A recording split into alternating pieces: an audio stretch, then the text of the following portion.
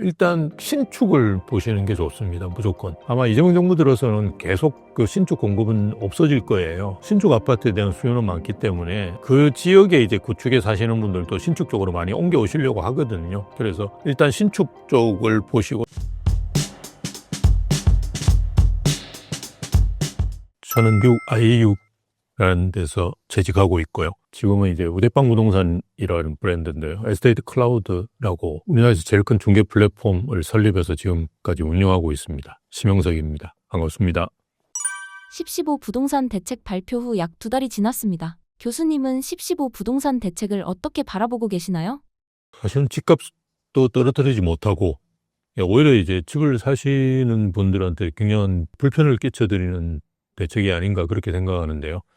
우리가 6.27 대책 나왔을 때만 해도 그래도 뭐 사다리 걷어차기 뭐 이 정도로 이제 판단했는데요. 왜냐하면 상급지로 이제 이동하시는 분들을 좀 사다리를 끊어놓는 뭐 이런 형태라고 볼 수 있거든요. 그런데 뭐 10.15 대책으로 사실 서민들까지도 이제 집을 못 사게 만드는 대책을 시행했고요. 왜냐하면 우리가 그 전에 이미 사실은 도입됐는데요. 투기과열지구로 지정될 때는 이제 LTV가 40%로 떨어지거든요. 그래서 주택 가격이 낮아지면 낮아질수록 사실은 대출을 받을 수 있는 금액이 더 줄어듭니다. 그런 상태에서 DSR까지 걸리는 분들이 대부분이기 때문에 5, 6억 주택에서 2억도 대출 못 받는 경우도 생기거든요. 그러면 이분들은 집을 살 수가 없습니다. 그래서 저는 오히려 이제 서민들한테 더 피해를 입히는 정책이 아닌가. 그래서 과거에 이제 6.27 대책 같은 경우는 이제 사다리 끊기, 이번 대책 같은 경우는 사다리 걷어차기, 뭐 이렇게 표현하는 것이 맞는 게 아닌가 봅니다. 지금의 대출 규제 수준 과하다고 보시나요? 아니면 아직도 느슨하다고 보시나요? 느슨하다고 생각하는 분은 아마 아무 분도 안 계실 것 같아요. 6억 이상 대출을 안 해준다. 그리고 특이한 건 이제 주택 가격이 높아질수록 대출 금액이 줄어든다. 원래 주택 가격이 높아질수록 대출을 많이 해줘야 되는데요. 정반대의 정책을 쓰고 있는 거죠. 그래서 외국에 오래 사시던 분은 잘 아실 건데요. 외국 같은 경우는 이제 한 80% 정도는 일반적으로 대출을 해줍니다. 특히나 이제 생애 최초로 이렇게 사시는 분들 같은 경우는 그렇고요.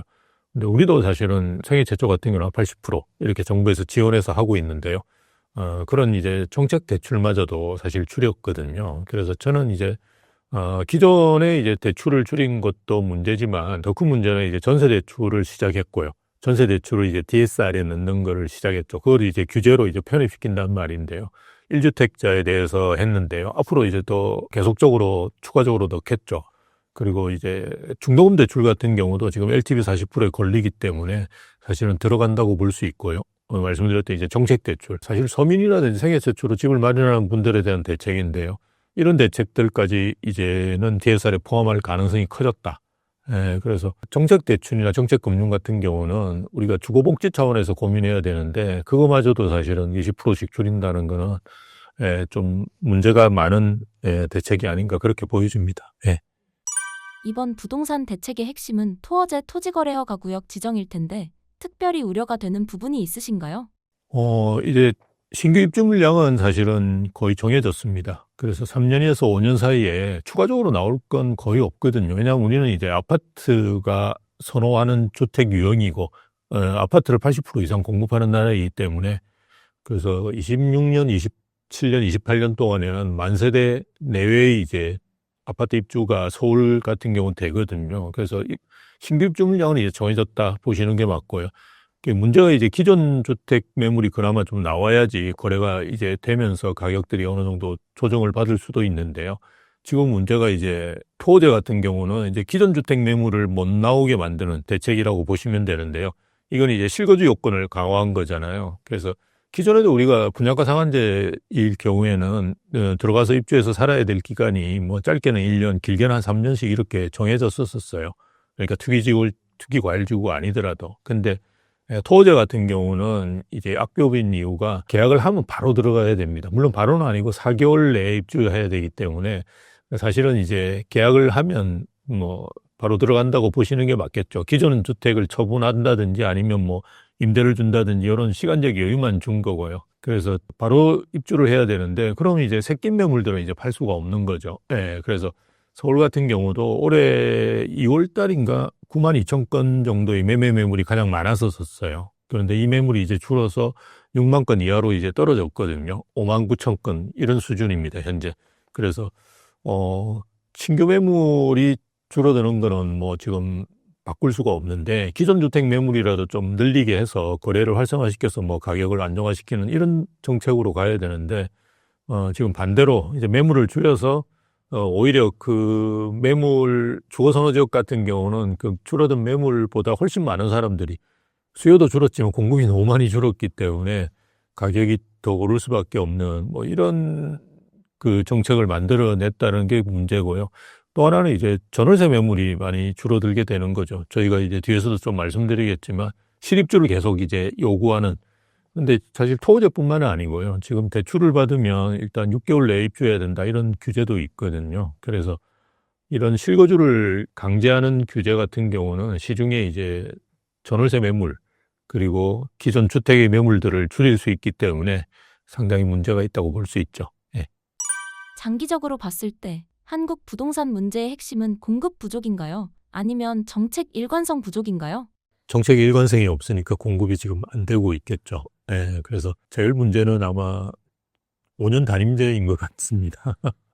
그러니까 5년 동안에 사실은 한국에서 주택 정책을 할 수 있는 수단이 아무것도 없어요. 왜냐하면 이렇게 착공을 해서 짓는 데만 또 지금은 4년 이상 걸리는 현장이 많습니다. 예전에 저희가 처음에 이제 저도 이제 부동산 쪽 일을 하기 시작했을 때 이를테면 일기 신도시의 분당 같은 경우도 시범단지를 2년 만에 그냥 지었거든요. 이제 그렇게 우리가 돌간 작업이라고 그러는데 그렇게 할 수가 있는데요. 근데 지금은 경기 사이클, 검색식, 타점 로직 이 세 가지를 하나로 합쳐서 평생 써먹는 투자법으로 만들었습니다. 선착순으로 모집하니 서둘러 신청해주세요. 아무리 빨라도 한 4년이에요. 3년 안에도 짓기가 힘듭니다. 왜냐하면 공사 현장 자체가 과거하고 다르게 이제 규제가 많아졌죠. 그래서 환경이나 안전에 대한 규제도 많이 생기고요. 또 공사 현장에 일하시는 분들도 다국적으로 바뀌어가 있습니다. 그래서 공사 현장 가보시면 실제로 그 언어가 뭐 작게는 3개, 많으면 한 6개씩 이렇게 있습니다. 근데 그런 상태에서 공사가 빨리 진행된다는 건 거의 불가능합니다. 그리고 요즘은 이제 그 40시간 룰도 지켜야 되기 때문에 5시 되면 다 퇴근하시거든요.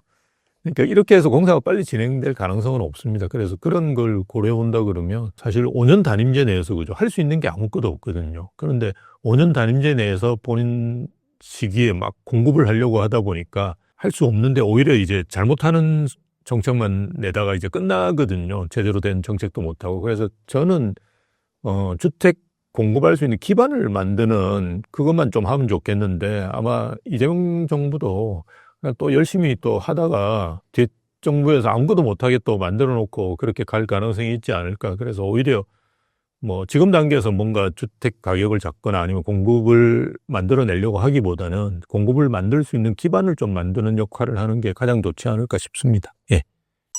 앞으로 10년간 한국 부동산 정책에서 이거 하나만은 절대 하면 안 된다고 보시는 건 어떤 방향인가요? 그러니까 저는 이제 금융에 대한 규제는 굉장히 문제가 있다라고 봅니다. 지금 금융에 대한 규제를 하면서 돈을 어마어마하게 풀고 있거든요. 이건 정말 모순된 건데요. 사실은 돈을 푸니까 지금 그 자산 가격으로 움직이는 거거든요. 그래서 이걸 안 하면서 오히려 대출을 많이 해주는 게 저는 맞다고 보고요. 최근에 이제 이재명 정부 들어오고 난 다음에는 대출은 많이 줄었어요. 그런데 집값이 떨어지느냐 하면 그건 아니거든요. 주거선호지역 중심으로 해서 계속 가격이 오릅니다. 그래서 지금 이제 대출이 필요한 사람은 오히려 다주택자가 또 한 채 더 사고 뭐 이런 데 필요한 거지. 실수요자들이 집을 산다 또는 그 갈아타기를 한다 이럴 때는 자금이 그렇게 필요 없는 분들이 많습니다. 그래서 통계를 보더라도 우리나라의 서울 같은 경우도 50% 이상 집을 사는 분들이 대출이 없습니다. 예. 예, 그런 상황에서 대출 규제를 한다고 해서 이게 가능하지는 않고요. 대출 규제는 필히 서울 외곽을 떨어뜨리거나 서민들의 집 사는 걸 막게 되거든요. 그래서 저희가 지금 대출 규제와 다양한 다른 규제들을 같이 결합해서 쓰기 때문에 외곽은 거의 안 오르고 지금 서울 중심지만 계속 오르는 현상들이 뭐 사실은 문재인 정부 때부터 있어 왔어요. 그래서 문재인 정부 때 우리가 5분위 배율이라 그래서 상위 20%의 아파트와 하위 20%의 아파트의 가격 차를 이야기하는데요. 그게 5 정도였다가 지금은 거의 13, 14 이런 수준이거든요. 거의 2~3배 늘었어요. 그 말은 뭐냐 그러면 하위 20%의 아파트는 거의 안 오르고 상위 20%의 아파트는 어마어마하게 올랐다는 말이거든요. 그래서 이런 대출 규제는 필히 서민들이 집을 못 사게 만들고 오히려 이제 똘똘한 한 채로 집중할 수밖에 없는 그런 걸 만들어내는 거고요. 사실은 우리가 규제 지역 확대가 어떤 면에서 보면 15 대책에서의 핵심이라고 볼 수 있는데요. 규제 지역 확대가 또 대출 규제하고 연관이 되거든요. 그래서 투기과열적으로 지정되면 LTV 40%로 떨어집니다. 예, 그래서 사실은 지금 어지간한 그 규제들은 다 이제 대출 규제를 품고 있는데 이 대출 규제는 저는 좀 조심하게 써야 된다. 왜냐하면 외곽 지역이라든지 서민들이 집 사는데 굉장히 치명적입니다. 그래서 예를 들면 우리가 계속 정책금융 이야기해 왔는데요. 정책대출이 생애 최초 같은 경우는 원래 한 4억 정도 나옵니다. 근데 20%씩 다 줄였어요.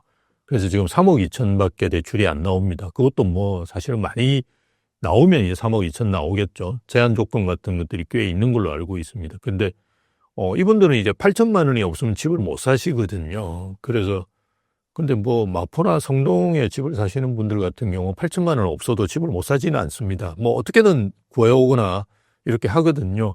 그래서 이게 대출 규제가 서민들한테 굉장히 치명적이고 그렇다 그러면 똘똘한 한 채를 계속 강화할 수밖에 없다. 그래서 저는 대출 규제를 정부에서 쓸 때는 굉장히 조심하든지 아니면 이제 정책 금융 같은 걸 오히려 더 해준다든지 이렇게 하는 것이 맞다라고 봅니다.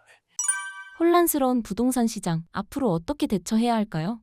저는 빨리 사시는 게 낫다고 봅니다. 왜냐하면 최근에 이제 토호제 해제 이야기도 잠깐 나왔거든요. 저는 그럴 가능성은 거의 없다고 봅니다.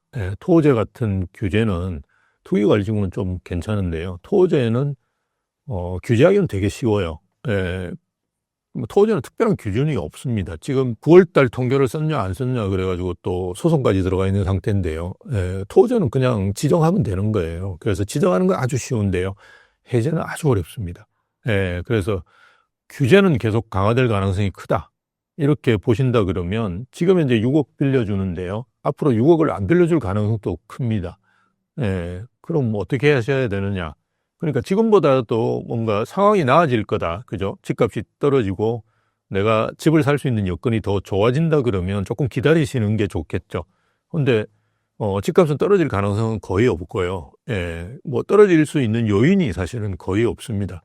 그런 상태에서 공급은 없고 뭐 이런 상태에서 집을 살 수 있는 여건은 정부에서 계속 나쁘게 만들 거예요. 그래서 앞으로는 아마 돈이 있어도 집을 못 사게 만드는 시기가 뭐 올 거예요. 이재명 정부는 굉장히 극단적으로 지금 부동산 정책을 하고 있습니다. 그래서 저는 뭐 우리가 1주택자 갈아타기라든지 다주택자는 뭐 우리가 고려할 필요가 없고요. 1주택자 갈아타기 같은 것도 사실은 이제는 굉장히 어려운 게임이 돼버렸어요.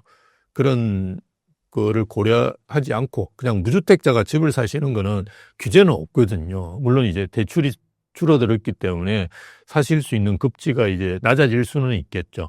그렇지만 그 낮은 급지에서라도 가장 좋은 상품을 사셔서 어떻게든 이제 갈아타고 가시는 걸 고려해 본다 그러면 처음 진입은 무조건 빨리 하시는 게 저는 좋다.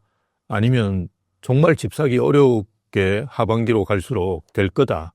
이정문 정부 하반기로 갈수록. 그래서 저는 지금이라도 빨리 하시는 게 좋다라고 봅니다.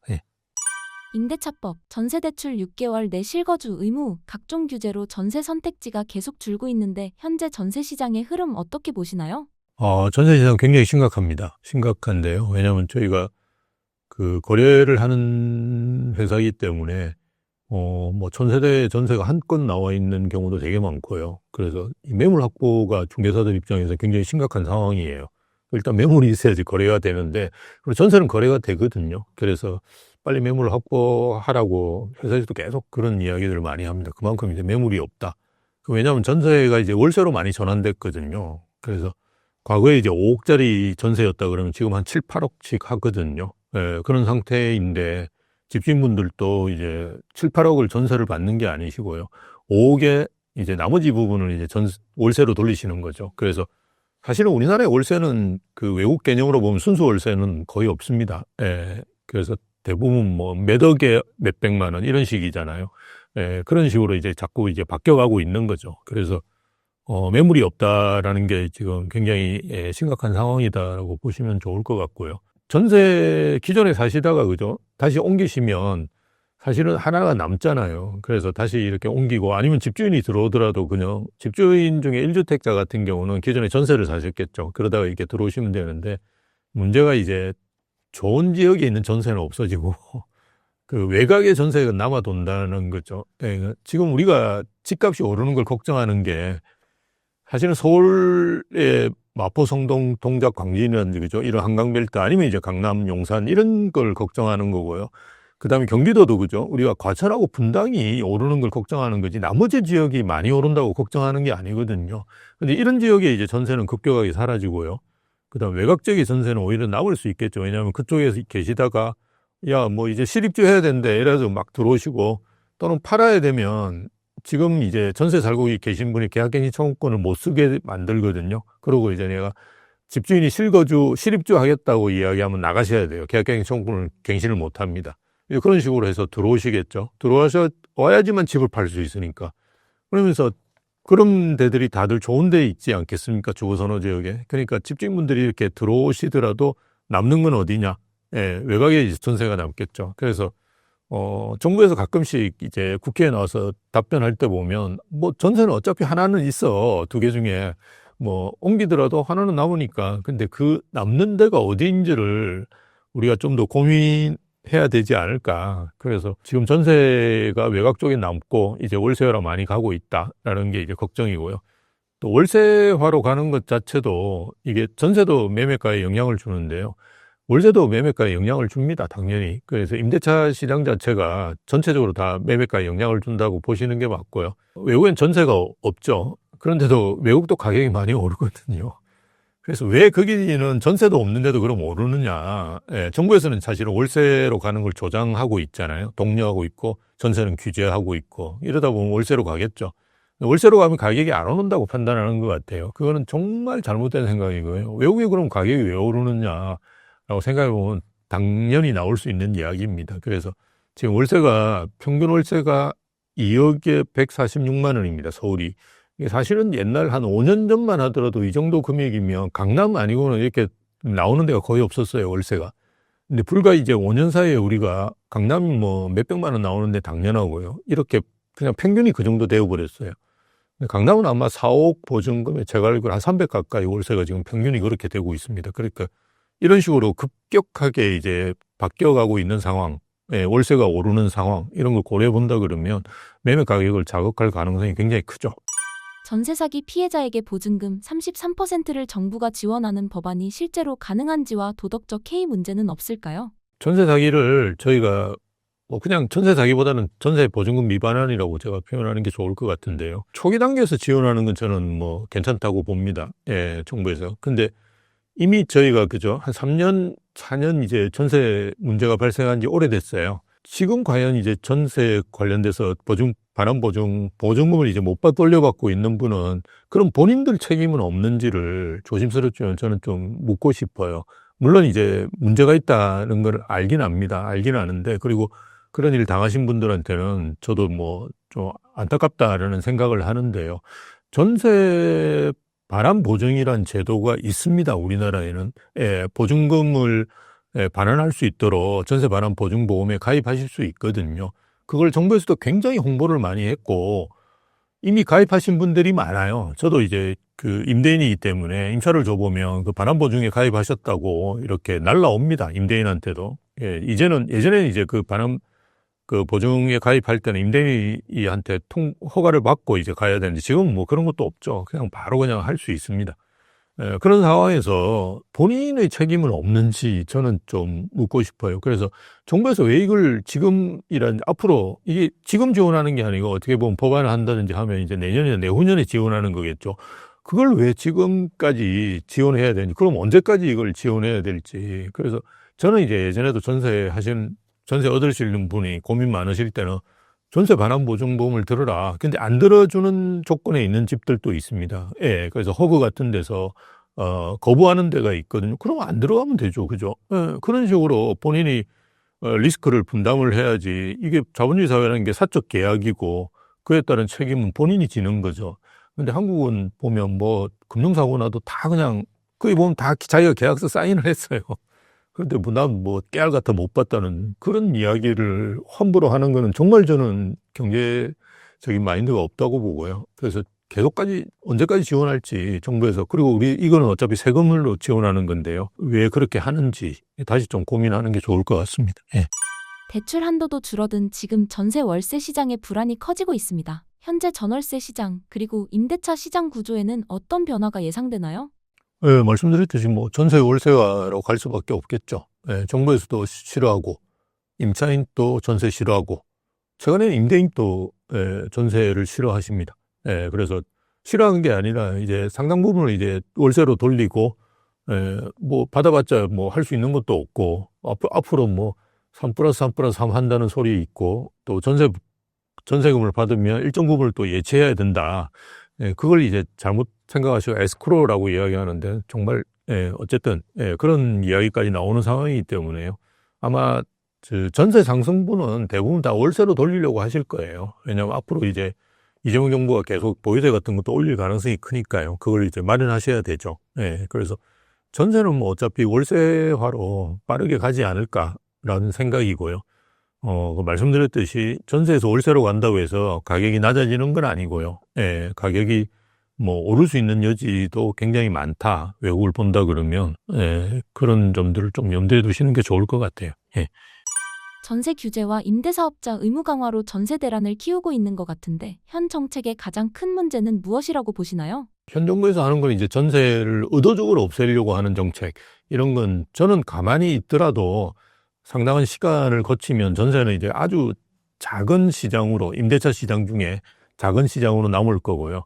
나머지는 이제 거의 월세로 가겠죠. 그리고 지금 현재는 월세는 뭐 5억에 뭐 200 이런 식으로 돼 있겠지만 그 보증금도 계속 줄어들겠죠. 그래서 뭐 우리나라는 최근에 이제 임차인 스크리닝 이런 이야기까지 나오긴 하는데요.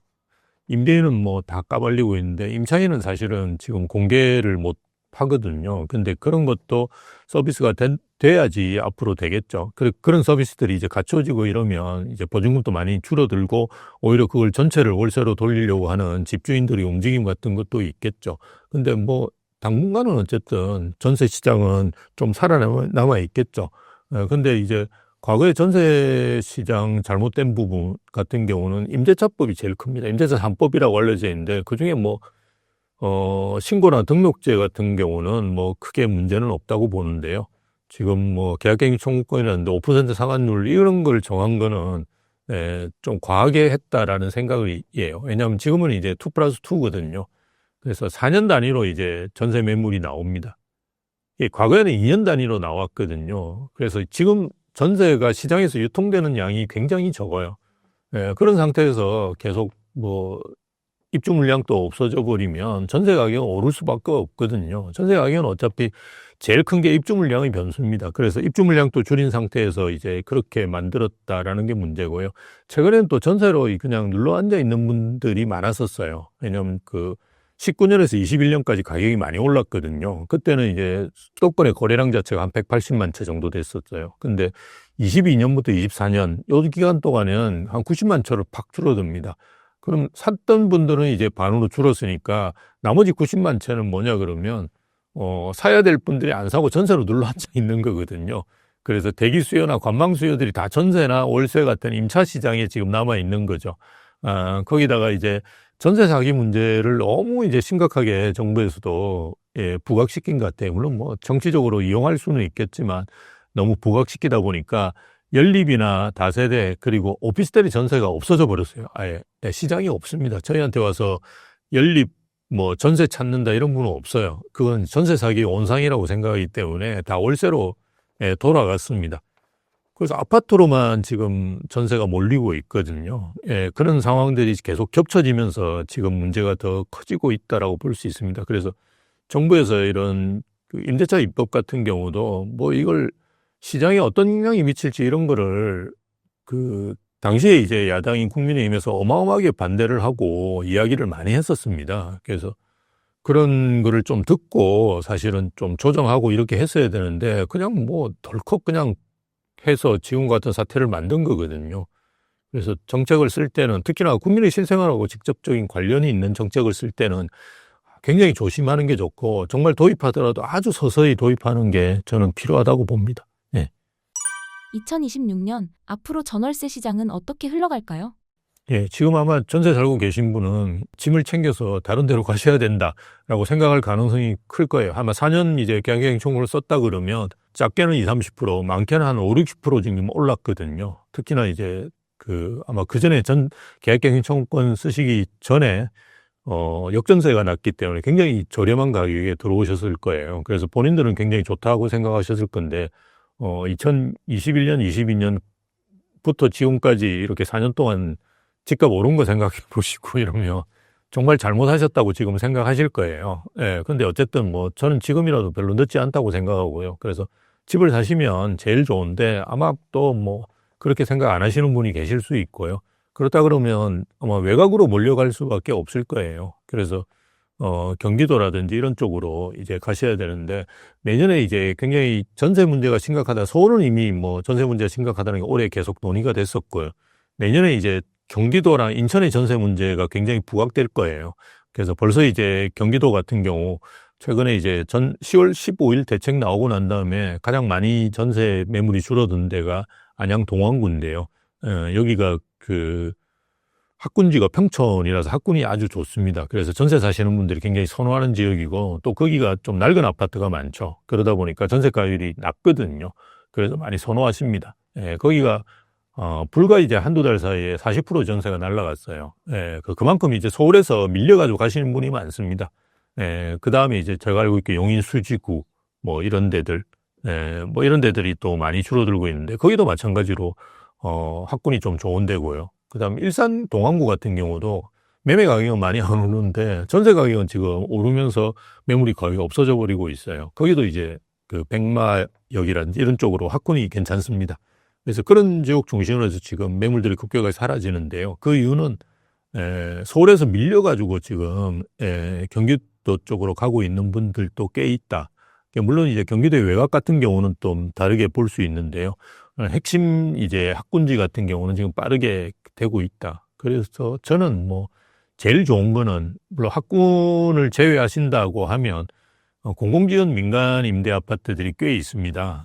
그거는 이제 8년, 10년씩 이렇게 거주하실 수 있거든요. 그리고 여러분이 알고 계시는 브랜드 아파트들입니다. 뭐 SK뷰라든지 롯데캐슬 뭐 이런 아파트들이 경기도 쪽에도 많이 지어져 있거든요. 서울에도 이렇게 외곽에 보시면 그런 아파트들 많이 있습니다.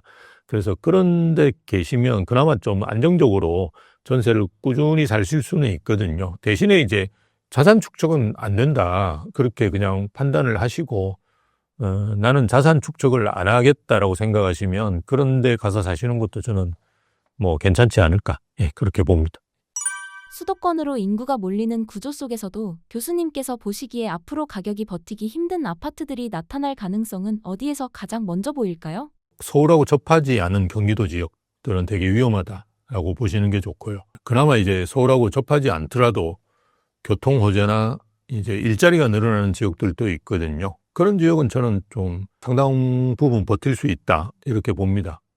멀더라도 이제 교통 호재라는 게 GTX라는 거죠. 이런 걸로 해서 서울인데 서울이 또 그냥 강남이라고 생각하시면 됩니다. 강남과의 접근성이 그죠. 개선되는 지역들은 그나마 이제 버티고 빠르게 회복되고 뭐 이렇게 갈 거예요. 근데 유심히 보셔야 될 거는 저는 이제 서울은 이제 면적이라고 보거든요. 그게 뭐냐 그러면 서울에 제가 말씀드린 한강벨트라는 게 뭐 동작구, 마포구, 강동구 뭐 이런 지역들 같은 경우는 서울은 한 10개 정도 되는 그런 구가, 서울은 25개 구가 있습니다. 그 중에 한 10개 정도 되는 구가 가격이 올 초에 제가 20억 이상 된다고 이야기했는데 지금 25억이 넘는 데가 너무 많습니다. 안타깝게도 이제 마포도 보면 프레스티자이 이런 게 거의 30억 가까이 되고 있고 20평대가 25억 가까이 가니까요. 뭐 어쨌든 그런 아파트들이 있는 데들이 굉장히 넓죠. 그래도 한 40% 정도 되거든요. 그래서 그 지역 쪽에서 적당한 아파트를 고르시면 되는데 경기도는 이제 라인입니다. 선으로 고르셔야 돼요. 그래서 경기도에서 좀 유심히 보셔야 될 라인은 일단 월판선이라고 이제 송도에서부터 나중에 강릉까지 가는데요. 안양을 이렇게 지나서 쭉 갑니다. 그 라인이 월판선이 대심도 철도고요. 그 다음에 신안산선이라고, 이거는 시간이 조금 더 필요할 것 같아요. 예, 올판선은 아마 내년에 내후년에 개통하는 걸로 알고 있고요. 신안산선 같은 경우는 아마 이게 최근에 좀 문제가 생겨가지고 2028년, 29년 이야기도 나오는 것 같아요. 예, 그거는 이제 여의도 쪽으로 이렇게 들어오거든요. 예, 그 신안산선 또 대신도철도예요. 이 두 개가. 그러니까 지하를 40m를 이렇게 파서 굉장히 빠르게 움직입니다. 표정속도라고 저희가 그러는데 그게 100km 정도 달려요. 그래서 일반 전철이 한 20km 이렇게 달립니다. 그러니까 한 5배 빠르다고 생각하시면 돼요. 그래서 그런 노선들, 그 다음 GTX 이것도 마찬가지로 대신도철도입니다. 그런 거 보시는 거 좋고요. 그 다음에 이제 그냥 일반 전철 노선이다 그러면 우리가 이제 9호선이나 신분당선만 보시는 게 좋습니다. 예. 그래서 9호선 같은 경우는 우리가 보통 지금 저 강동으로 이렇게 올라가는 것만 관심이 있는데요. 9호선도 저 밑으로도 지금 가고 있거든요. 예. 그런 것도 좀 보시고, 신분당선이 지금 이제 밑으로 이렇게 가고 있는데요. 신분당선이 이제 제가 말씀드렸던 용산으로 이렇게 위로는 들어가고 있고요. 예. 신사에서 용산을 뚫고 있습니다, 지금. 그래서 용산은 뭐 아마 곧 뚫리지 않을까 싶고요.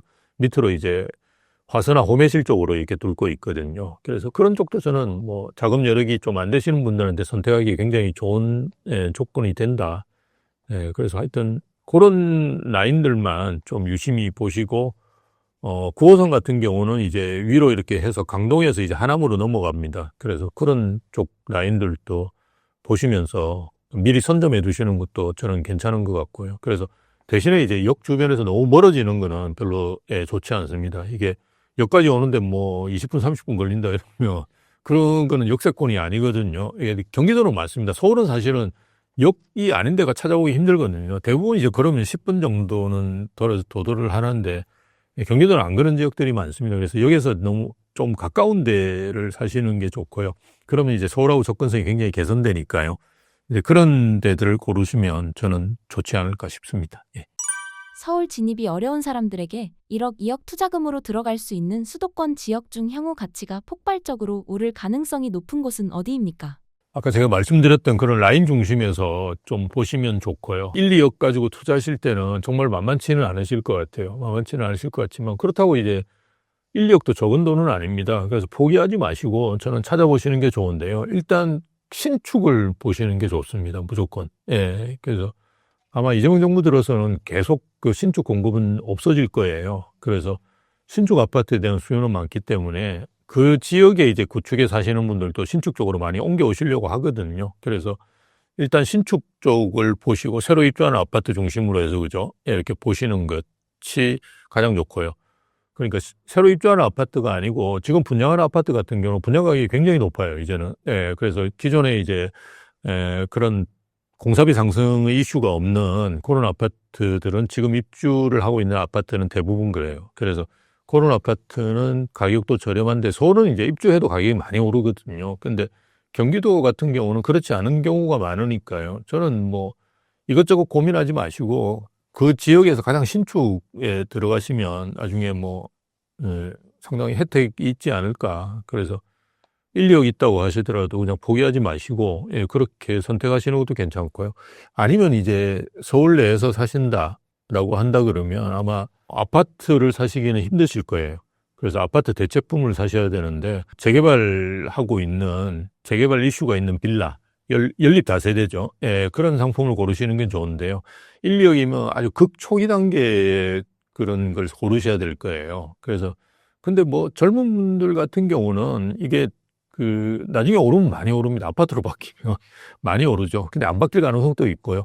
대신에 뭐 한 1, 2억 정도 하셔가지고 투자해 보시면 나중에 10년, 20년 후에는 바뀔 가능성도 있으니까요. 그리고 서울에 있는 대부분의 빌라 연립 다세대 같은 경우는 나중에 이제 바뀌어야 되지 않을까 저는 생각해요. 그래서 정부에서도 어떤 형태든지 뭐 용적률을 올려주든 뭐 그래서 사업성을 개선시켜가지고 어떻게든 해야 돼. 노후도를 떨어뜨린다든지 뭐 이렇게 해서 하지 않으면 서울의 이 수요가 지금은 지방에서도 막 올라오셔서 서울을 사거든요. 그래서 이거 감당하기가 힘들 거예요. 그래서 저는 1, 2억 정도 있으면 아마 그 전세 끼고 연립다세대는 지금 토지에 적용이 안 됩니다. 그래서 끼고 사셔도 되거든요. 전세를. 뭐 그런 거. 아니면 이제 오피스텔 같은 것 중에 좀 큰 거. 방 하나나 두 개 있는 이런 상품들 좀 신축. 이런 거를 이제 전세 끼고 전세가율이 높아요. 오피스텔은. 그래서 그런 거 사두시는 것도 지금 단계에서는 많이 안 오를 수 있지만 이재명 정부 끝날 때쯤 되면 집을 못 사게 하기 때문에 그런 대체 이제 상품으로 많이 넘어가거든요. 과거에는 이제 지식산업센터나 생활형 숙박시설 이런 것도 막 샀었어요. 그런데 오피스텔은 그래도 멀쩡한 상품입니다. 그래서 큰 문제는 없으니까요. 그런 것도 해보시는 게 괜찮다. 지금 너무 이렇게 젊은 분들 보면 코인하고 주식만 하시는 분들이 많아요. 예. 저희도 예전에 1000포인트 막 90년도 예, 갔다가 뭐 폭락한 적이 있거든요. IMF 때도 한 번 하고 한 2번 폭락하고부터 주식이란 이런 데서 손을 뗀 사람들이 많은데요. 예, 젊은 분들도 아마 그런 거 한두 번 겪게 될 거예요. 그래서 자산 관리 제일 중요한 건 배분이거든요. 그래서 우리나라 분들이 대부분 부동산이 너무 많잖아요. 근데 젊은 분들은 또 그 금융이 너무 많아요. 그래서 일정 부분 부동산으로 이걸 배분하셔야 됩니다. 저는 이제 권해드리는 게 한국에서는 부동산이 상당히 높기 때문에 가격이 이걸 외국에는 이제 6대 4나 8대 2까지 가는 데들이 많아요. 8이 이제 금융상품이에요. 근데 한국은 그렇게 되기는 힘들고요. 한 5대 5 정도로는 배분해 놓으시는 게 좋다. 예, 그런 차원에서 부동산은 좀 하셔야 된다. 예, 그래서 보시고 좀 고민하시고 공부하시는 게 좀 좋을 것 같습니다. 예. 현재 부동산 시장에서 강남을 제외한 서울과 경기도권에서 10년 뒤 확실히 오를 지역은 어디라고 보십니까? 가장 높은 선으로 많이 오를 거예요. 예, 그거는 아마 변하기는 저는 힘들 것 같습니다. 그래서 말씀드렸듯이 서울에도 이제 25억 넘는 아파트들이 대부분인 지역들, 많이 있는 지역들이 마포, 성동, 광진, 동작, 강동, 양천. 양천은 이제 목동이 있기 때문에 그렇고요. 거기 6군데거든요. 그 다음에 이제 강남 3구하고 용산. 그렇죠. 예, 그렇게 하면 10군데 정도인데요. 여기는 제가 볼 때는 뭐 신축 사시면 좋은데 그건 너무 비싸니까요. 그래서 구축 뭐 또는 이제 한두 동 있는 아파트 이런 것도 핵심지에 있으면 저는 뭐 괜찮다고 봐요. 오히려 이제 왜냐하면 핵심지에 있는 아파트들 같은 경우는 이렇게 갭 메우기 같은 게 잘 됩니다. 그래서 일단 신축이 가면 구축도 따라가거든요. 예, 최근에 저는 이제 마포라든지 뭐 이런 쪽을 많이 다니는데요. 가보면 저 아파트 구축인데 20억 안 했던 아파트 갑자기 25억에 실거래가가 찍히고 이런 게 나와요. 예. 근데 그 외곽 지역들에 가보면 신축은 그나마 조금 가격이 괜찮거든요. 그래서 조금씩 올라가는데 구축들은 똑같은 상태로 머물렀습니다. 그래서 24년, 25년도에 안 오르는 아파트들은 아마 앞으로도 오르기 힘들 거예요. 그래서 보실 때 그래도 그나마 이렇게 상승하는 곡선이 그려져 있는 매매가가 그런 아파트들을 고르시는 게 좋지 않을까. 그래서 경기도도 뭐 과천하고 분당이 제일 핵심이죠. 그리고 뭐 아까 말씀드렸던 그런 신분당선 이런 걸로 보시면 뭐 수지구라든지 이런 쪽도 괜찮고요. 뭐 그래서 그런 지역들 중심으로 아마 가격이 오르지 않을까. 갑자기 뭐 새로운 지역이 나타나기에는 이제 우리나라가 너무 이제 늙었어요. 이제는 나이 든 나라가 돼가고 있기 때문에 아마 급격한 지역의 변화 같은 건 있기는 힘들 거예요. 그래서 기존에 이제 좋은 아파트들이 많은 지역들이 순서대로 될 거고요. 그리고 우리가 보통 대장 아파트라고 이야기하는 순서, 어느 지역에 이런 순서가 상당히 고착화되고 유지될 가능성이 크다고 보시는 게 맞는 것 같습니다. 수도권 내부 양극화가 더 심해지면 어떤 조건을 가진 지역 아파트들이 앞으로 이 양극화에서 가장 큰 타격을 받게 될까요? 그러니까 외곽이겠죠. 외곽이고, 아까 말씀드렸던 교통호재가 없고, 일자리가 생기지 않는 지역, 베드타운. 자꾸 말씀드려서 죄송한데, 일산이라든지 이런 데를 보면, 1차 선도지구, 제가 최근에도 이제 상담한 한 분이 강촌마을 7단지인가 가지고 계신 분인데, 거기가 이제 1차 선도지구 선정된 데예요. 그래서 가격 보고 제가 깜짝 놀랐어요. 40평이 8억, 그러니까 7억밖에 안 해요. 그래서 분당하고 가격 차이가 어마어마하게 납니다. 그래서, 이거 정말 안 올라요. 근데 선도지구 지정되고도 이게 움직임이 이렇게 안 가고, 이렇게 계속 가고 있어요. 그래서 분당은 뭐 선도지구 지정 안 된 데들도 막 이렇게 오르잖아요. 그래서 일자리가 없고, 교통호재 같은 것들이 떨어지는 지역들은 교통호재만 있는 것도 또 문제고요. 일산은 뭐 대곡역이라는 이런 쪽으로도 GTX 들어오잖아요. 그래서 이 두 가지를 다 갖추고 있지 않으면 상당히 쉽지가 않을 거다. 그런데 우리가 일자리라고 할 때 보통 생각하실 때는 그냥 일자리가 많으면 되는 거 아니냐 이렇게 생각하시는 것 같아요. 일산은 아마 그런 의미로서는 일자리가 꽤 있을 거예요. 근데 우리가 분당이 왜 괜찮느냐 그러면 판교가 옆에 있거든요. 이게 판교가 어마어마합니다. 일자리들이. 그리고 굉장히 고급 일자리거든요. 거기서 한 10년 정도 근무하시면 제가 알고 연봉이 한 2억 가까이 되십니다. 그러니까 이런 분들이 많이 있는 지역은 가격이 떨어질 가능성이 별로 없거든요. 그래서 우리가 일자리도 미래의 고급 일자리 이렇게 이제 생각하셔야 돼요. 그래서 서울 제가 또 특정 지역을 말씀드려야 죄송하긴 한데 서울에도 보면 저 가산동이라고 있습니다. 옛날에는 우리가 거기를 가리봉동이라고 그랬는데요. 거기가 일자리가 어마어마하게 많아요. 예, 거기 이제 가산 1단지, 2단지, 3단지 이래가지고 그죠? 지식산업센터가 어마어마하게 많이 모여 있거든요.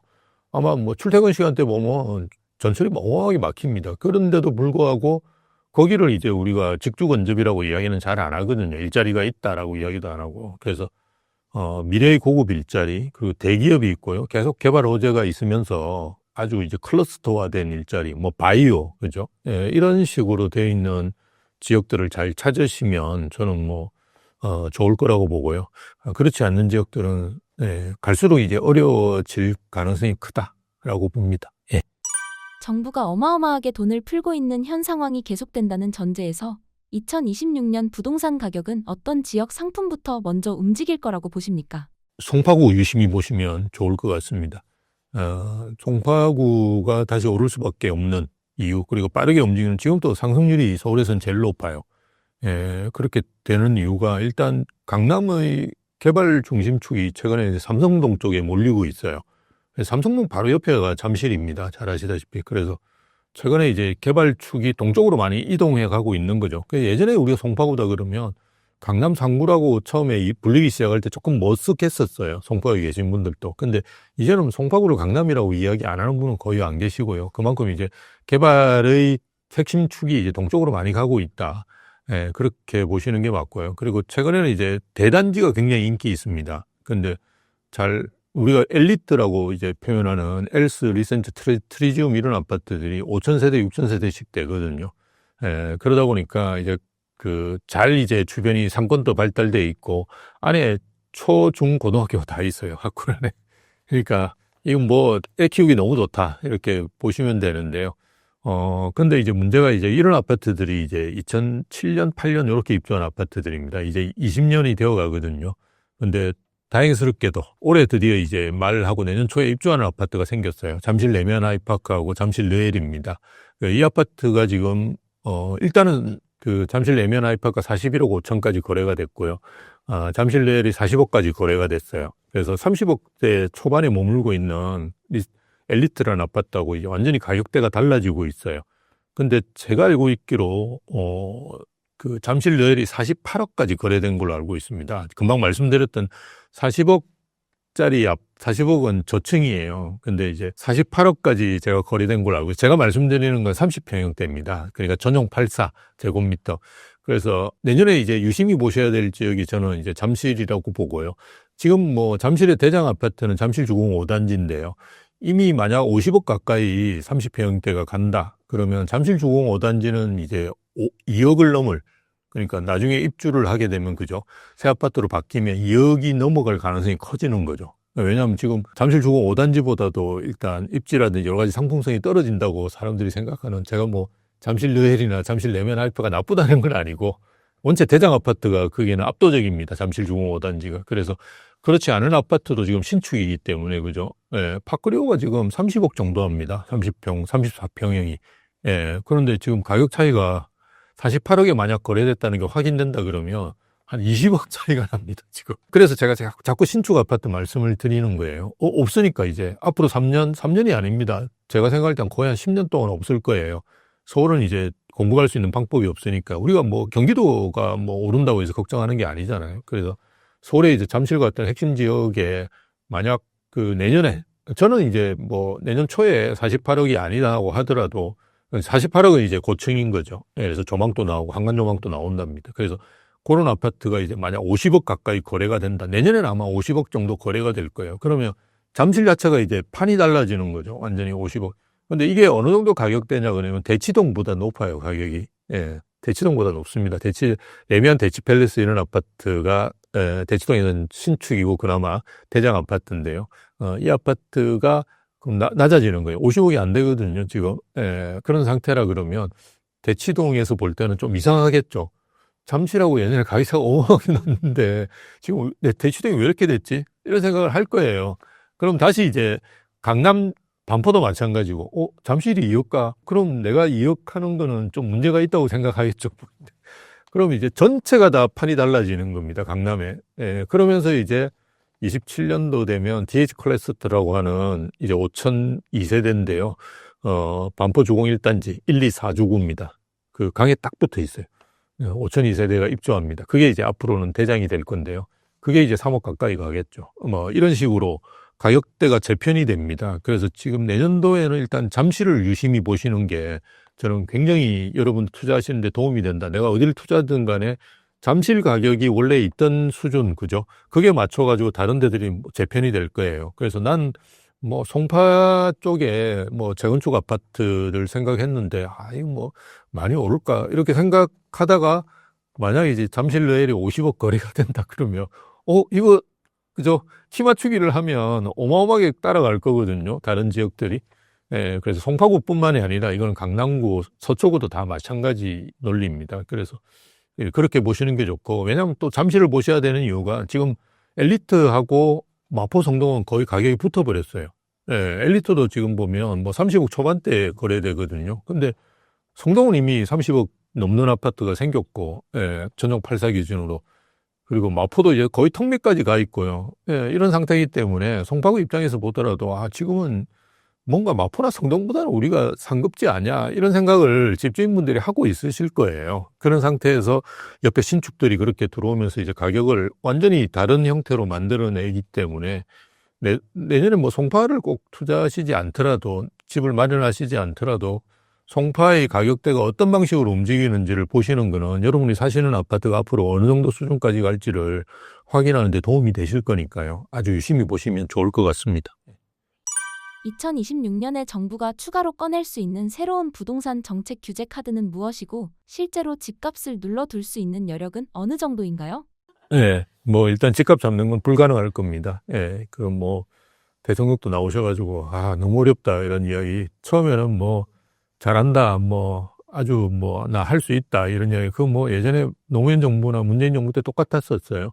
근데 문재인 정부나 노무현 정부보다 조금 빨리 포기하는 것 같은 느낌은 있습니다. 예, 그건 그냥 본인이 쓸 거 다 썼거든요. 사실은 대부분의 지금 핵심 지역들은 지금 다 묶었잖아요. 그리고 대출 규제도 6억 했는데, 사실은 제가 앞에서 4억으로 줄이고 뭐 3억으로 줄일 수 있다라고 이야기했지만 어마어마한 부담이지 않습니까? 그죠? 그렇게 줄이는데 지금 6억 줄였다고 했는데도 불만이 어마어마하게 많거든요. 특히나 이제 민주당 국회의원이 되게 지금 불만이 많습니다. 예, 정부에서 그렇게 했기 때문에 야, 내년에 지방선거 어떻게 해 이거. 예, 이런 이야기들을 많이 하시거든요. 예, 그러니까 사실은 이제 수원 같은 경우도 권성구는 지정이 안 됐는데 8달구는 지정이 됐어요. 투기과일지구, 조정대상 지역 이거 다 지정됐고, 또 여러분 잘 아시는 노동항이라고 하는 지역들, 그죠? 노원구, 도봉구, 강북구 이런 데는 오르지도 않았어요. 2년 동안. 상승률이 어느 정도 되시는지 아직 1년 내도록 가도 지금 0%하고 1%대예요. 0%하고 1%대는 잘 아시다시피 물가가 지금 한 2%는 오르잖아요. 그럼 이게 떨어진 거거든요. 가격이 떨어지는데 지금 어마어마한 규제들을 정부에서 쓴 거예요. 그래서 거기는 지금 뭐 이재명 정권 물러나라 이러면서 프랜카드 붙이고 또 떼고 프랜카드 붙이고 떼고, 그거 이제 뉴스에서 나오는 거 여러분 잘 아실 겁니다. 그러니까 그쪽에는 사실은 대부분 또 민주당에서, 그죠, 국회의원분들 하고 계시거든요. 이런 분들이 정말 너무 황당한 거예요, 사실은. 그래서 정부 욕을 제가 많이 했다고 알고 있습니다. 이제 그런 상태로 지금 가고 있는데요. 어쨌든 정부에서는 뭐 추가적으로 계속 정책을 하려고 하겠죠. 아직 뭐 정권 초기인데, 그죠? 뭐 대통령이 힘들다고 이야기하지만 포기하지는 않겠죠. 예, 그렇게 해서 일단 규제 지역을 더 확대할 수 있는 여지는 분명히 있습니다. 그래서 말씀드렸듯이 이제 기영구라든지 안양, 마랑구도 이제 안양역이 있는데 요 주변에 최근에 이제 신축들이 좀 들어왔어요. 그래서 그런 데들, 그리고 동탄은 이제 내년도에 그 분구가 되거든요. 화성시가 이제 뭐 동탄구로 될지 모르겠는데요. 분구가 됩니다. 그러면 내년 2월이나 3월에 아마 또 지정할 수 있겠죠. 그런 규제 지역은 뭐 옛날에 문재인 정부 때 기억하시는지 모르겠는데 대부도 뭐 이런 데들도 다 지정됐었어요. 투기과일지구로. 그래서 뭐 거기 가면 아파트도 거의 없고, 아파트도 없는데 왜 지정했는지 저도 잘 모르겠는데요. 하여튼 그렇게까지 지정을 했으니까요. 아마 그거는 할 거예요. 그리고 지방에서도 이제 조금씩 꿈틀하고 있거든요. 근데 뭐 그런 쪽으로 움직이면 뭐 해운대구라든지 대구의 수성구 이런 데로 또 지정을 하겠죠. 뭐 이런 식으로 계속 그런 걸 할 거예요. 그래서 규제적 확대는 할 거고요. 그럼 대출 규제는 말씀드렸듯이 DSR에 포함시키는 건데요. 그게 아직 안 하고 있는 게 있습니다. 말씀드렸던 이제 전세 대출, 그 다음에 이제 정책 대출, 그리고 이제 중도금 대출 이런 거거든요. 아마 그런 것도 다 넣겠죠. 그래서 DSR에 넣어서 일단 팍 이제 대출을 더 줄인, 지금 한도를 6억인데 더 줄이기는 좀 고민되잖아요. 그래서 사실은 한도가 6억이지만 내가 그 소득이 많아야지 6억을 다 받을 수 있는 거거든요. 물론 이제 집값이 15억 이하여야 되는, 미만이어야 되는 조건도 있지만 내가 버는 게 지금 뭐 3천만 원 번다 이러면 6억을 여러분들이 받으실 수가 없습니다. 은행 가서 그렇게 가능하지가 않거든요. 근데 내가 이제 소득이 많은 분들 같은 경우도 이제 그걸 받기가 쉽지 않은 상황인데, 뭐 그걸 규제를 이제 더 해서, 그죠? 뭐 이것도 넣고 저것도 넣고 다 넣어버리면 못 받으실 거고요. 그래서 그런 대출 규제는 저는 여전히 남아있다라고 봐요. 그리고 이제 마지막 남아있는 규제가 있죠. 세금 규제입니다. 이거 아직 정부에서 못 꺼내고 있는데요. 그 내년 지방선거 때문에 아마 못 보낼 거예요. 왜냐하면 서울은 그래도 올랐으니까 뭐 재산세 같은 거 올린다고 해도 에이씨 이러면서 그냥 크게 불만은 없을 건데요. 내 집값이 몇 억씩 올랐으니까 이렇게 생각할 수는 있죠. 지방은 지금 떨어진 데가 훨씬 많습니다. 그런 상황에서 정부에서 하려고 하는 정책, 이를테면 공시가를 현실화시키고, 현실화시킨다는 거는 공시가를 반영하는 비율을 올린다는 거예요. 지금 이제 대략 한 70%에서 하고 있는데요. 이걸 뭐 75%나 80% 이렇게 할 수 있겠죠. 그다음 공정시장 가액 비율이라고 공시가를 어느 정도 비율로 또 적용하느냐 이런 게 있습니다. 그걸 60에서 80 올린다는 이야기가 많거든요. 그런 걸 적용하면 지방은 가격이 떨어졌는데 내가 작년에 30만 원 재산세를 냈는데 올해 50만 원 재산세 내라고 날라오면 아무 그 선거를 할 수가 없죠. 그죠? 그래서 아마 가만히 있는 것 같아요. 근데 뭐 이거는 뭐 언젠가는 할 거예요. 그래서 저는 예상하기로는 지방선거가 6월 3일 날 실시하거든요. 그리고 정부에서 매년 조세개혁안을 냅니다. 그거는 이제 우리가 부동산에 관련된 세금뿐만이 아니라 뭐 기업의 세금 같은 것도 어떻게 공제해주고, 그죠? 싸게 해주고 뭐 이러는 것들을 다 포함해서 내는 세제 개혁안이 7월 말에 나와요. 그래서 딱 시기적으로 보면 준비를 다 해놨다가 7월 말에 아마 낼 수 있겠죠. 그래서 지금은 아직 그 용역을 맡겼는데 용역 자체가 나오지는 않았어요. 그런 상태에서 뭐 용역이 나온다고 해서 바로 이제 정책 도입하기도 힘들고요. 그 공청회 같은 것부터 먼저 하거든요. 그래서 이제 좀 세제 개편안 같은 거에 포함시킨다 그러면 내년 7월 정도가 될 가능성이 크죠. 그러면 뭐 저는 내년에도 올해에서 가격 상승분만큼 정도 내신다고 생각하시고요. 본격적으로 이제 세금, 이재명 정부에서 생각하는 세금은 2027년도에 아마 여러분이 내시지 않을까. 그래서 한 2번 정도 겪으면 대충 이제 그 정부도 끝나지 않을까. 이렇게 생각하시면 뭐 여러분이 판단하시고 거기에 맞춰가지고죠. 자기 가지고 있는 거를 좀 어떻게 할지를 고민하셔야 돼요. 왜냐하면 내년에 어쨌든 2026년 5월 9일까지만 양도세 중과 배제되어 있습니다. 그래서 원래 양도세 중과라는 건 투기과열지구, 조정 대상 지역으로 지정되면 이제 양도세 중과가 되는 건데요. 그동안은 이제 강남 3구나 용산만 적용됐기 때문에 사람들이 관심이 없었거든요. 근데 저 노원구에 계시는 분은 사실은 양도세 중과는 전혀 생각 안 하고 있다가 지금 이제 맞은 거예요. 근데 내가 내년에 이제 팔려고 생각하고 있었던 분이에요. 그럼 이제 집이 한 채 더 있어요. 그럼 이제 이건 거의 70 몇 프로 나옵니다, 세금이. 원래 최고세율이 65%인데 그게 땡땡 또 붙이니까 71.5% 정도 내셔야 되거든요. 그러면 내가 10억 양도 차익 나면 세금으로 7억을 떼가는 거니까요. 그거 파실 수 없죠. 그래서 그분들 같은 경우는 좀 고민하시는 게 좋을 것 같아요. 그래서 갑자기 투기 조정 대상 지역으로 지정되셨기 때문에 내년 이제 그죠 5월 9일까지만 양도세 중과가 유예 배제돼 있습니다. 그래서 그 전에 파셔야 되면 매물을 지금이라든지 그죠 늦어도 내년 1월 달에 내놓으셔야 되거든요. 그래서 그 판단을 사실은 좀 빨리 하시는 게 좋을 것 같아요. 2026년이 하나의 변곡점이 될 수 있다면 무주택자와 다주택자에게 각각 실전적인 전략을 말씀해 주신다면요? 다주택자는 말씀드렸듯이 일단 그 내년 5월 9일까지만 양도세 중과 배제가 돼 있거든요. 그래서 내가 노원구나 아니면 서울 외곽에 사시는데 갑자기 이제 조정 대상 지역 지정됐기 때문에 양도세 중과에 걸리는 분들 계세요. 난 살 때는 아니었는데 그럼 팔 때는 상관없지 않냐 이렇게 생각하시는 분이 계신데요. 양도세를 내시는 거는 내 그 계약 당시입니다.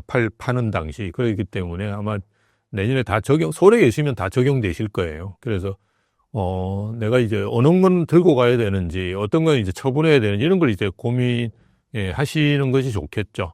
대부분 분들 보면 좋은 거는 가져가고 나쁜 걸 팔려고 하시는 분들이 많아요.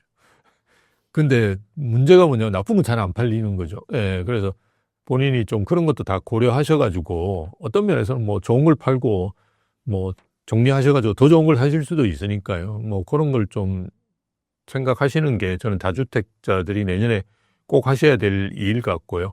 무주택자분들은 전혀 걱정 없이 지금 그냥 사시면 되고요.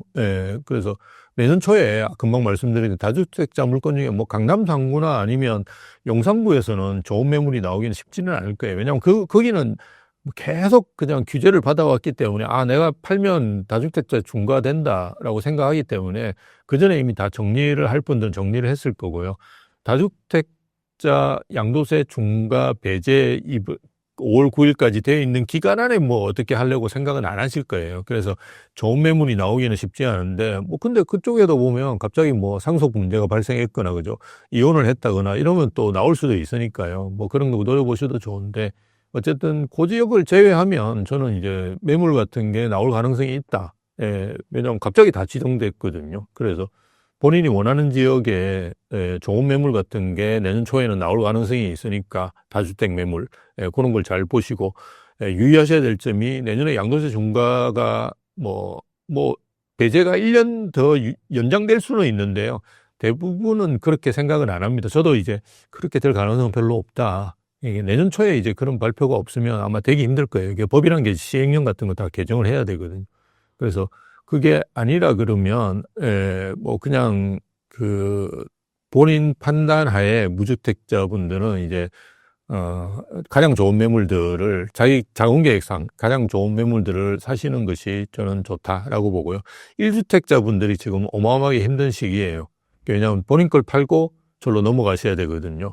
두 건의 거래를 해야 되는데 지금 한 건 거래하기도 되게 힘들거든요. 내 거를 사는 분도 실입주를 해야 되고 그죠? 그러니까 기존에 있는 걸 팔아든지 아니면 전세를 줘야 되니까 이게 그분도 마찬가지로 두 건을 거래를 하고요. 우리도 두 건을 거래를 하는데 그게 옛날에 비해서 어마어마하게 힘든 거래들을 하셔야 된다. 그래서 두 건을 다 이제 잘한다는 건 불가능하다. 그래서 한 건만 잘하셔야 되는데 사는 걸 잘하시는 게 좋다. 파는 거는 조금 손해보시더라도 하시고 하자마자 옛날엔 잡으라고 제가 말씀을 드렸거든요. 근데 지금은 이제 팔자마자 이게 매수하시기 쉽지는 않으실 거예요. 그럼 어떻게 하셔야 되느냐?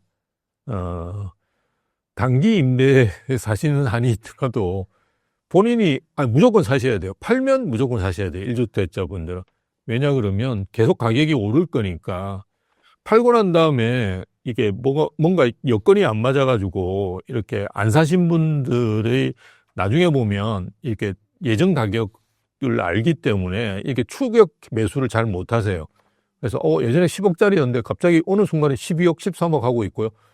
저기 좀 떨어지나 이렇게 보고 있는데 갑자기 15억 이렇게 막 가거든요.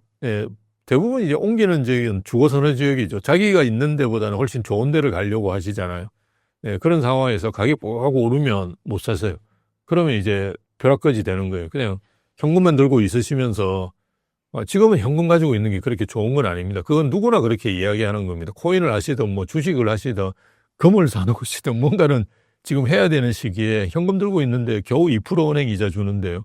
지금 집값은 송파구가 올해 한 20% 올랐어요. 그런 식으로 그게 평균입니다. 평균. 송파구의 아파트가 평균 20% 올랐어요. 그러니까 많이 오른 건 이제 한 30, 40% 올랐다는 말이죠.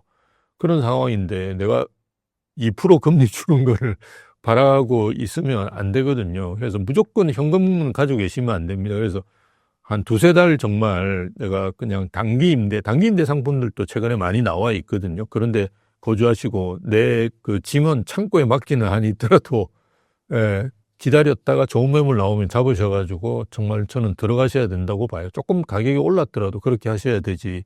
아니고 그냥 포기하시면 정말 이제 어려운 시기로 접어들 거다.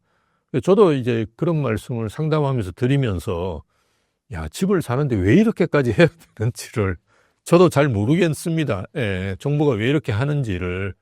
근데 사실은 정부에서는 이제 가격이 오르니까 규제한다라고 이야기하는데요. 그거는 잘못된 이야기예요. 여러분이 경제학을 조금이라도 배우신 분은 잘 아실 건데요. 규제를 하니까 가격이 오르는 거예요. 그래서 규제는 그냥 다 풀면 돼요. 풀고 나면 한 6개월은 오를 거예요. 6개월이나 길면 한 1년 오를 거예요. 미친 듯이 막 거래되고 그죠? 막 팔려고 하겠죠. 그리고 사는 사람도 막 사고 뭐 이런 게 6개월 정도, 1년 정도 되면서 막 가격이 오를 겁니다. 계속 그렇게 오르지는 않아요. 어떤 상품이든지 그죠? 그리고 매물이 많이 나오잖아요. 이거 팔아도 나는 그 양도세 그 중과도 없어. 이런 뭐 다주택자도 양도세 중과 없대. 막 내놓을 거예요. 사람들이 차익 실현 같은 가능하니까요. 근데 그런 식으로 해서 가격을 조정받게 만들면 충분히 가능합니다. 이거 시장을 잡는 게. 근데 아마 정치하는 사람들이 6개월, 1년 견딘다는 건 불가능할 거예요. 예, 그래서 계속 규제를 하는 거거든요. 그래서 여러분들이 시장을 잘 읽으시는 게 되게 중요해요. 규제를 하기 때문에 가격이 오릅니다. 왜? 규제를 하면 거래 가능한 매물이 없어지기 때문에 그래요. 지금 신축 물량도 없죠. 신축 물량이 없는 이유도 규제 때문이에요. 그죠? 분양가 상한제. 건설회사에서 안 짓죠. 내가 지금 해가지고 10억 받을 수 있는 거 7억, 8억에 분양하라 그러는데 건설회사가 많이 짓겠습니까? 그죠? 그냥 직원들 유지할 정도만 그냥 하는 거예요. 그래서 서울이 이제 계속 문제가 되고, 그 다음에 이제 박원순 시장 10년 동안 재개발, 재건축 규제 어마어마하게 했잖아요. 허가되는 게 하나도 없어요. 그러니까 내년부터 시작해서 10년 동안 서울은 이제 공급이 없는 겁니다. 오세훈 시장께서 열심히 지금 땡기고 있거든요. 그래서 여의도 대교 아파트가 작년에 이제 그 조합 설립됐는데 올해 사업 시행 인가를 때려버렸어요. 그거 어마어마하게 빠른 겁니다. 그렇게 해서 하는데 최근에 또 뭐 투기과일지구로 지정되면서 조합은 지위 양도 금지됐잖아요. 이러면 또 진행이 안 됩니다. 오세훈 시장이 나름대로 이제 또 공급계획 같은 걸 발표를 했거든요. 서울시에서. 그 공급계획 보면 착공이 그냥 30년 뭐 이렇게 돼 있어요. 그러니까 여기도 땡기면 그 정도까지는 땡길 수 있다 이러는데 이것도 이제는 안 되는 거예요. 그러면 거의 한 10년 갑니다. 10년. 예. 10년 갈 수밖에 없는 상황에 여러분들이 어떤 판단을 하실지는 여러분이 잘 판단하시면 좋을 것 같습니다. 예. 신사임당 시청자분들을 위한 한마디 부탁드릴게요. 최근에 이제 좀 걱정스러운 점이 있어서 말씀을 드리는데요. 저도 잠깐 말씀을 드렸는데요. 서울에서 이제 현실적으로 여러분이 마음에 드는 아파트를 고를 수 있는 방법이 거의 없습니다. 그러다 보니까 재개발 쪽을 많이 찾으십니다. 저한테 상담하시는 분 중에 열에 한 5분은 재개발 물어보세요. 근데 이거 재개발은 굉장히 전문성이 있는 투자 방식입니다. 그래서 여러분이 하시는 건 저는 뭐 좋다고 봅니다. 앞에서도 제가 젊은 분들은 한번 재개발이 이제 돈을 많이 버는 이유는 리스크가 크기 때문입니다. 이거는 명확합니다. 리스크가 크면 리턴이 큽니다. 그것도 경제학 교과서에 다 나와 있습니다. 근데 우리가 재건축은 사실은 많이 올라도 2~3배이거든요. 그냥 일반 오르는 수준 정도밖에 안 오르는데 이건 아파트를 그냥 아파트로 바꾸는 거예요. 여기는 소위 썩빌이라고 해서 썩은 빌라를 그죠? 이거 아파트 새 거로 바꾸니까 어마어마하게 그죠? 드라마틱하게 바뀌는 거죠. 그러면 수익이 많죠. 네, 많을 수밖에 없습니다. 대신에 리스크가 큽니다. 그래서 공부를 하셔야 돼요. 그래서 뭐 한창 저희도 세미나 같은 거 하면 설명하고 이러면 끝날 때 좀 싹 다가오셔가지고 교수님 다 알겠는데요. 하나만 딱 찍어주세요. 이러는 분들 되게 많아요. 근데 그거 정말 위험하십니다. 그렇게 절대 하지 마시고요. 아마 한두 달 동안 여러분이 원하는 지역의 가격이 급격하게 변화하지는 않을 거예요. 그래서 한두 달 정도 공부하시고 요즘 유튜브에도 정보도 되게 많거든요. 예, 제대로 된 분들, 그러니까 저를 포함한 제대로 된 분들 정보들이 많이 있습니다. 저희도 세미나 같은 거 많이 합니다. 많이 하기 때문에 그런 정보들 보시고 여러분 공부하시고 꼭 투자하시길 바랍니다.